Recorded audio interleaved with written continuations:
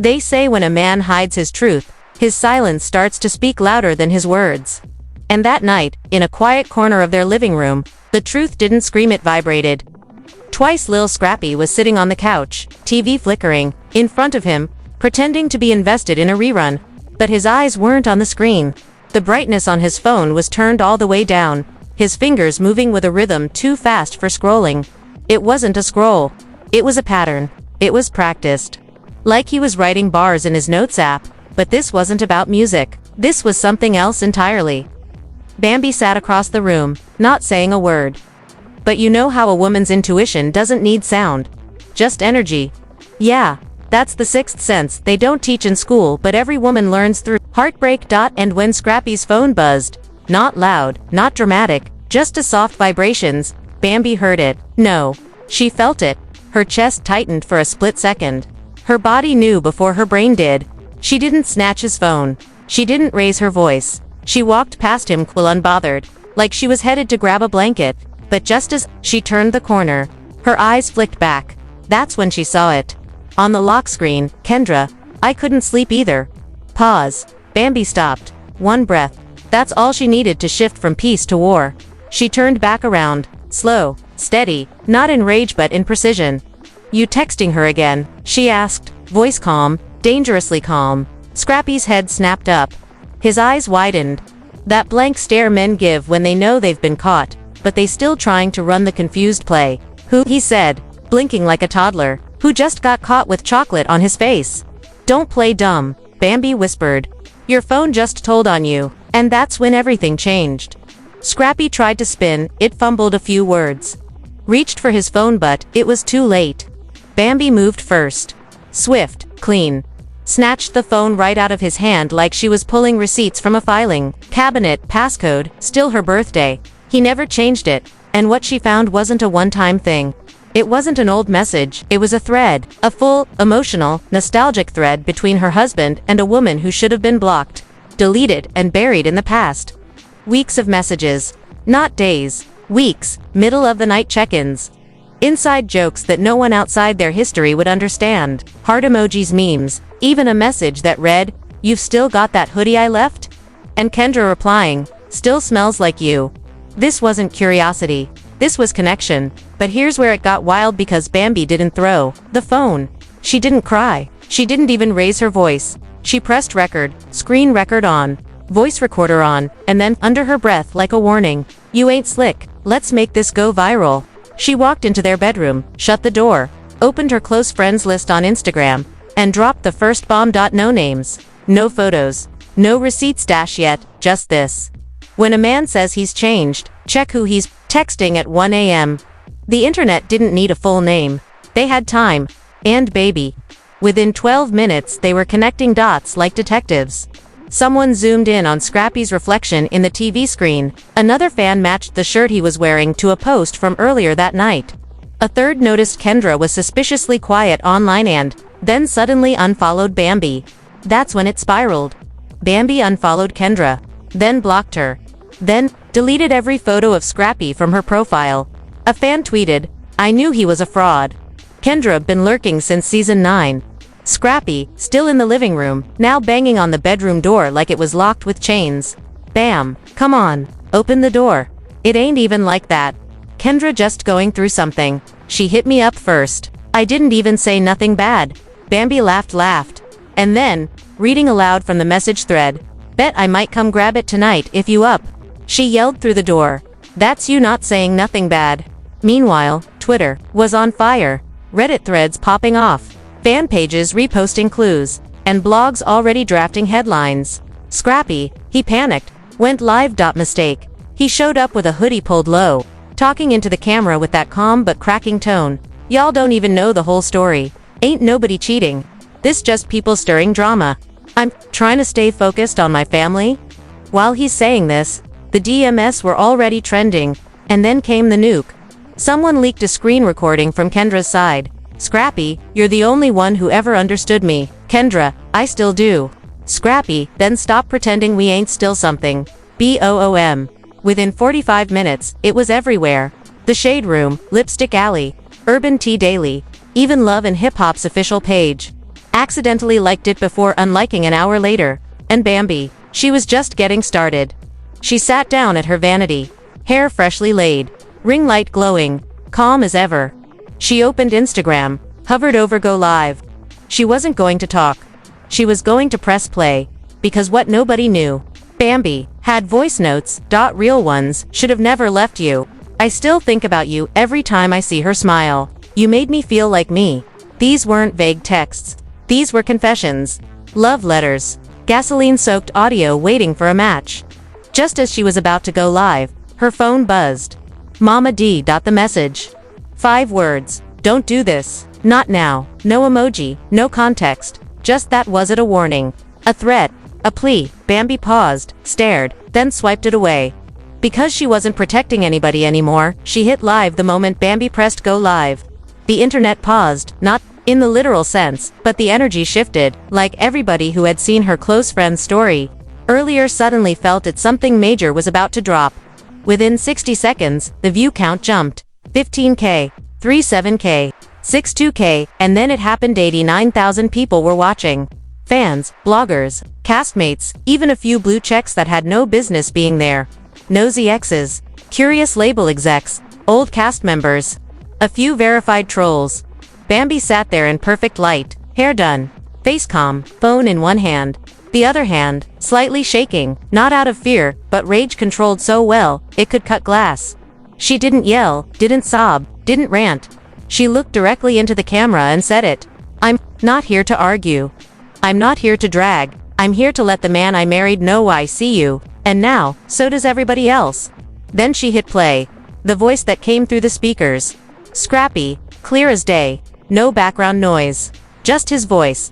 I think about you every time I see her smile. I just can't tell her that. Boom, the live chat went crazy. Wait, what? He said that about Bambi? Nah, this ain't just cheating, this is betrayal with vocal receipts. Bambi hit the next clip. Scrappy again. I never stopped loving you. I just got caught in the wrong situation. With the wrong girl. The wrong girl? The one who carried his child. The one who stood beside him on red carpets. The one who defended him through every reunion show. Bambi didn't even blink, but her hand, still shaking, and just when you thought it couldn't get worse can reply, I knew it, she was always in the way. The chat froze. Fans stopped typing. Even verified accounts dropped nothing but emojis. Then hard cut. Bambi ended the live. No outro. No thank you. No final words. Just silence. But that silence, it exploded. Within 20 minutes, #Scrappy exposed was trending in 4 countries. Clips from the live started bouncing across TikTok. One girl did a whole breakdown with color-coded captions. A blogger from Atlanta dubbed it the digital divorce heard round the world. And Scrappy. He tried to call. 9 times. Blocked. He texted. From his main phone. From his backup number. From Google Voice. No reply. So he did what any man does when he's lost control of his narrative. He called Mama D. Let's pause for a second. Mama D isn't just a cast member. She's a force. A southern woman with a royal attitude and a steel trap memory. But this time, she didn't gloat. She didn't laugh. She looked tired. She went live to it. No glam. No intro music. No, I deserve playing in the background. Just her pacing, her living room. Talking to the phone like it was her reflection. This wasn't supposed to happen, she said, hand on her forehead. I told my son, I told him. You keep playing, both sides. You gon' lose them all. The chat was full of questions. Someone asked, so it's true? Mama D paused, rubbed her temples, then dropped a line that would shake VH1's walls. All I'ma say is Kendra, don't lie when she mad, and Scrappy. He don't think when he lonely. That one line got clipped and re-uploaded 1,000 times. Fans started making memes. Scrappy, in between Bambi and Kendra, with the caption, when you lose the wife and the side piece in one night. But it wasn't over, because while Scrappy was drowning in denial, Kendra went live. No ring light, no lashes, no glam. Just her. In a hoodie, in her car. Dome light on, eyes puffy, voice shaking. No makeup, real raw regret. I didn't ask for this, she said. I didn't try to take nobody's man. Then she looked into the camera like it was her last confessional. But when a man tells you he made a mistake, that he regrets everything, that he wishes he chose you, you listen. Because truth is, I still loved him too. She paused, sniffled, looked away, then added, "And for the record, I didn't start this back up. He did." Then she held up her phone. The timestamp, the night of the reunion taping, when Scrappy sat beside Bambi on national television, quiet as a mouse, while she defended his name like a soldier. And he texted Kendra the same night. The internet was done. Reddit threads turned into investigations. Twitter spaces popped off like talk shows. TikTok creators made entire timelines comparing timestamps, matching outfits, dissecting tone. One fan even made a 3D recreation of the text conversation like it was a courtroom trial. But the real twist: it didn't come from Bambi, not Kendra, not even Mama D. It came from a fan-verified legal blogger. She broke down everything: the DMIs, the timestamps, the voice notes, then asked a question that changed the game. If Scrappy emotionally cheated and Bambi has proof, can that impact the prenup? Within hours, that same lawyer dropped a second video. Under Georgia law, emotional betrayal and public humiliation can be grounds for renegotiating divorce terms, spousal support, and even child custody stipulations. Suddenly, everyone stopped laughing. This wasn't just drama. It was legal fire. And then, Bambi made her next move. She posted a screenshot not of Scrappy, not of Kendra, but of a court filing. Temporary protection order. Pending review. Boom. Now it got dark. People started speculating. Was she scared? Was he threatening her? Was the audio clip she played just the safe version? Old clips resurfaced. Moments when Bambi looked nervous in interviews. When Scrappy's voice cut her off. When she flinched slightly on camera. Suddenly everything made sense in reverse. And Scrappy. He went dark. No lives, no stories, no posts, sources said. His lawyer told him to stop everything. No contact, no appearances, no interviews. But the final blow. It didn't come from a woman, it came from a production assistant former, fired last year. Bitter, petty, brave. A grainy voice note surfaced. Scrappy, talking on the phone during downtime on set, recorded without his knowledge, his voice. She thinks she's smart. Trying to flip the public. Let her, that judge ain't gone, give her nothing. And once that NDA kicks in, it's over. She can't speak on it no more. Pause, then the same voice added. Plus Mona already told me keep it quiet now, and I'll be back next season. Boom. The internet cracked in half. Petitions launched. Fans flooded VH1's Instagram comments. Drop him. Don't reward abusers with a storyline. Protect black women for real. Scrappy's name became synonymous with manipulation and cover-ups. And Bambi. She posted one thing. A soft photo. Holding her baby. No makeup. Eyes tired but clear. The caption. Peace over performance. I don't need revenge, I have truth. The dust hadn't even settled. But VH1's inbox flooded. Fans weren't just watching this play out, they were documenting it like digital detectives, ready to cross-reference every post, every live, every voice note. The final piece wasn't dropped yet, but everyone felt it coming. Because when Bambi posted that screenshot of a temporary protection order, the conversation shifted. This wasn't just betrayal. This wasn't just reality TV, this was now a matter of emotional safety, legal consequence, and image collapse. And the biggest question echoing across the internet, is Mona Scott going to let this man walk back on set? After all that, let's talk about Mona for a second. Because while she usually moves in silence, this time, she was watching the narrative slip out of her hands. Behind the scenes, sources say her team tried to reach out to Bambi. Not to check on her, to contain the fallout.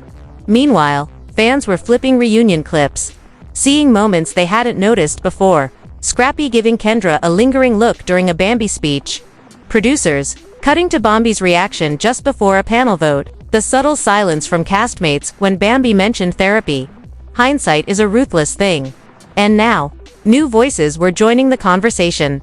Carly Red posted a cryptic IG story. Energy never lies. Even if people do. Tokyo Vanity tweeted. Some of us knew, but we weren't allowed to speak. Respect to Bambi for pressing record. And then Jessica Dime. Out of nowhere, she reposted one of Bambi's old live clips with the caption, "How many times she said it before y'all believed her?" Suddenly, it wasn't just about Scrappy and Bambi.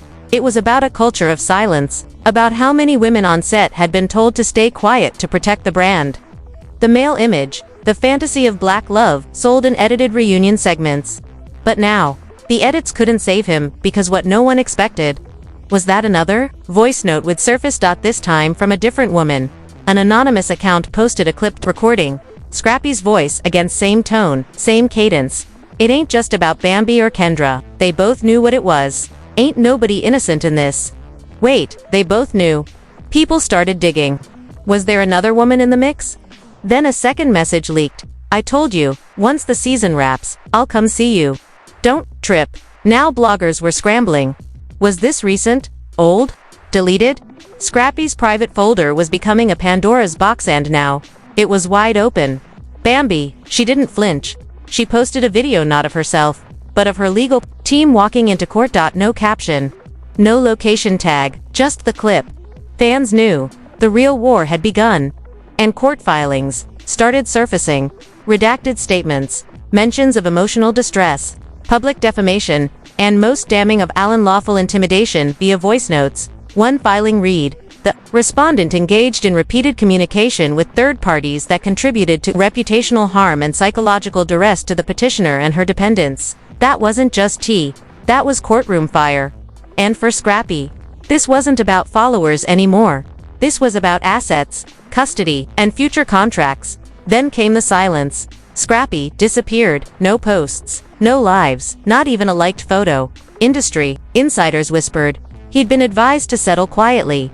Meanwhile, Kendra, she deactivated completely. No explanations, no apologies, just gone.